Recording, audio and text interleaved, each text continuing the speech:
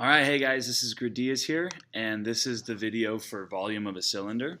Okay, if you haven't watched the video for area of a circle, go watch that one first, please, just because it helps out a lot with knowing how to find the volume of a cylinder. So, first of all, when we're talking about volume, I just want you guys to know what volume is. And so, volume is just how much an object can hold. So, area is more of how much object a space can take up. Area is two-dimensional. Okay, let me change the color there. Area is two-dimensional, where it's just some flat object, and it's just how much space does it take up. Where volume is three dimensions. So now we add this height dimension right here, and this is how much this whole entire object can hold. So how much can we fill it up with? Okay, so when we talk about volume, we're talking about objects such as like juice bottles and milk jugs and soup cans and stuff along those lines. Okay, so now what we're going to focus on strictly today is just how to find the volume of a cylinder, and that's it, just of cylinders. So what cylinders are circular objects. Okay, so they have a circle on the top, and they also have, you can't see it right here in this picture, but they also have circles on the bottom. Okay, so that's my attempt at drawing a circle underneath that you can't see. Okay, so I have a circle on the bottom and a circle on the top, and then there's some distance in between those two circles. Okay, so again, like an example of a cylinder would be like a soup can. Okay, so a soup can has a circle on the bottom, circle on the top, and then it's got that label around the middle. Okay, so that's what a cylinder is now, or even a Pringles can. So if I wanted to find out how much a soup can hold, or how much a cylinder can hold, okay, so if I wanted to find the volume of a cylinder, there's two things I need to do. Step one is I would find the area of the base of that cylinder. And then step two is I would multiply the height. Make sure you get that down. Okay, so when we're talking about cylinders, the base is that circle. Okay, whoops, I'm like right clicking. The base is that circle. So my bases are the circle on the bottom and the circle on the top. Okay, so I can find the area of either or. It doesn't matter because they're the exact same circle. So this circle down here is the exact same size and circle as this one up here. So I would find the area of that. So how much space does that take up? And then I would just take that and multiply by how long it is to the next one. Okay, so what I mean by that is the base of this particular cylinder is a circle with a diameter of 8.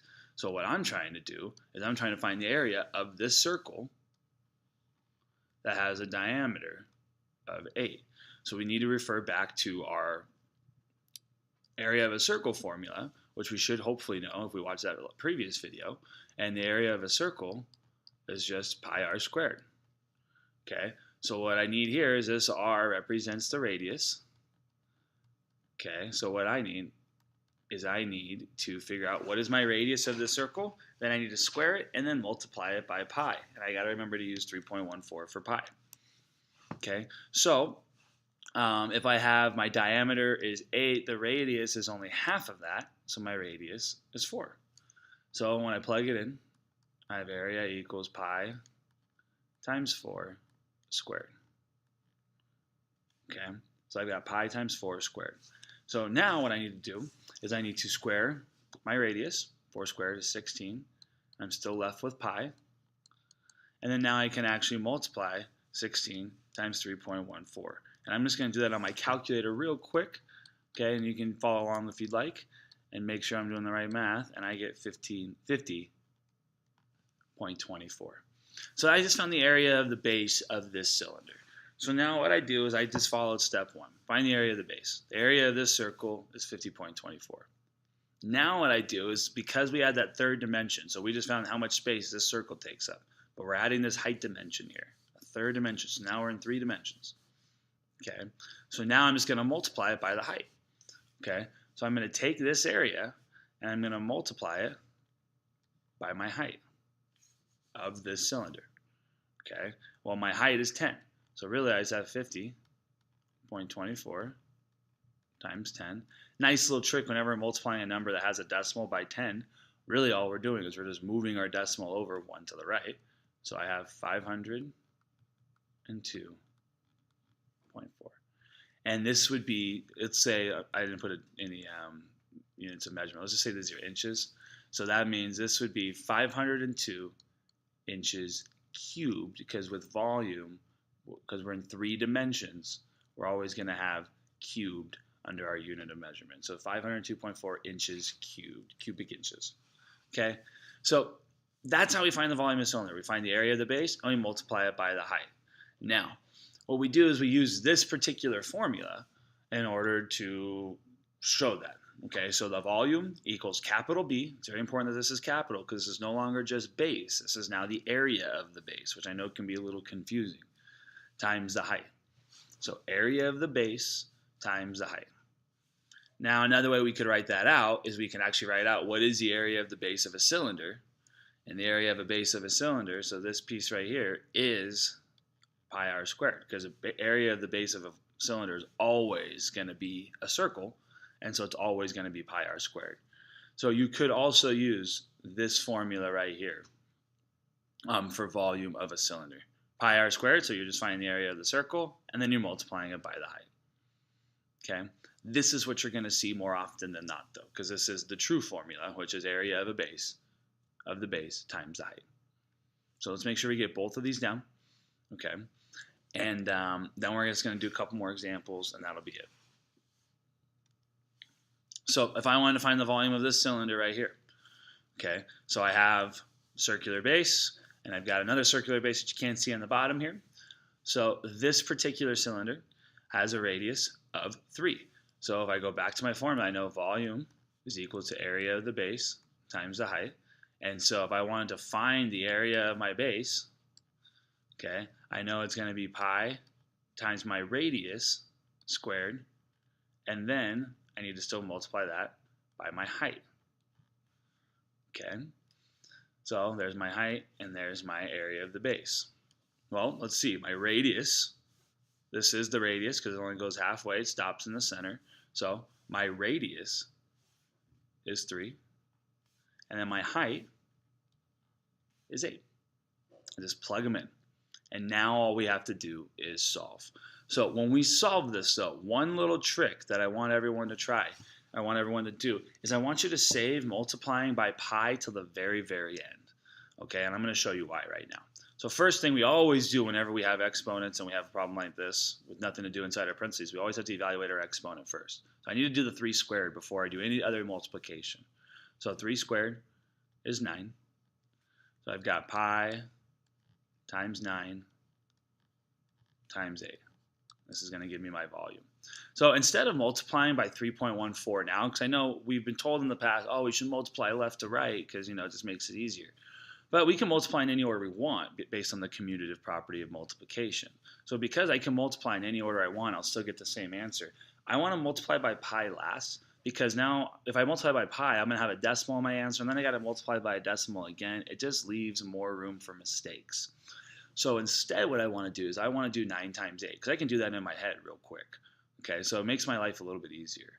9 times 8 is 72. So really my volume is equal to 72 pi. Okay, 72 pi. Now, what I can do, my last step would be to multiply by pi. And again, you guys, I want you guys using a calculator on this. I don't want you guys spending a lot of time multiplying. Okay, I know that's not what the point of this is for. So when I plug this into my calculator, I will get 226.08, and I'm done. That would be, and then again, let's just, I'm sorry I didn't have a unit of measurement. Let's just call this inches again. So that would be inches cubed. Okay, and there's my final answer. Let's look at another. So I've got another cylinder. This one's on its side. It doesn't change anything. Just because it's laying down on the side, think of like a soup can laying on the side. Okay, the circle is still the base. So if my volume is area of the base times the height, then I'm going to try to find the area of this base, this circle, and then multiply it by the height. Okay, so I'm given the diameter of this particular circle, so I need to know what the radius is. Well, the radius, again, is half of the diameter. So if the diameter is 7, I need to figure out what half of that is. If we don't know off the top of our head, we just need to do a quick 7 divided by 2. Okay, you can even plug it in a calculator, 7 divided by 2. Okay, and you'll get 3.5. So that's my radius. Yes, I have a decimal in my radius. It's okay. It's not the end of the world. Okay. So volume area of the base is pi times the radius squared times my height. Okay, so now I want to plug in those values. I want to plug in my radius and my height. Well, my height is 10. Now this doesn't look like 10, it looks like length here, but because the height is technically the distance between one base to the other base. So if I were standing the cylinder up, this would be the height, right? So my height is 10, and then my radius, as we said earlier, was 3.5. Okay. Now I start the same process. Just because there's a decimal here, it doesn't change anything. I have a calculator, so that's there to help me with the decimal work, and I still need to show all my steps so I don't get confused with that decimal. So I need to do 3.5 squared first. Okay, so 3.5 times 3.5 is 12.25. Okay, so I just multiplied that. I'm going to keep it in parentheses to show that I'm still doing multiplication. Bring down my 10, and I still need to bring down the pi. So this is what my volume is. Pi times 12.25 times 10. All I did was 3.5 squared. Now, again, I want to multiply by pi last. Okay, so I'm going to do 12.25 times 10. Okay, so 12.25, again, nice little trick. Because I'm multiplying by 10, I just move my decimal over 1. Okay, if you don't like that trick, don't use it. Okay, plug it into your calculator. Feel more comfortable with it. Okay, but I will get 122.5, and I still need to multiply that by pi.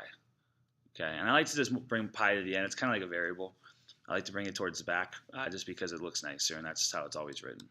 So I got 122.5 pi. Okay, and then my last step would now, if I wanted to find the volume, I can just multiply 122.5 times pi. Let me go ahead and plug that into my calculator. So 122.5 times 3.14. And I will get 384.65.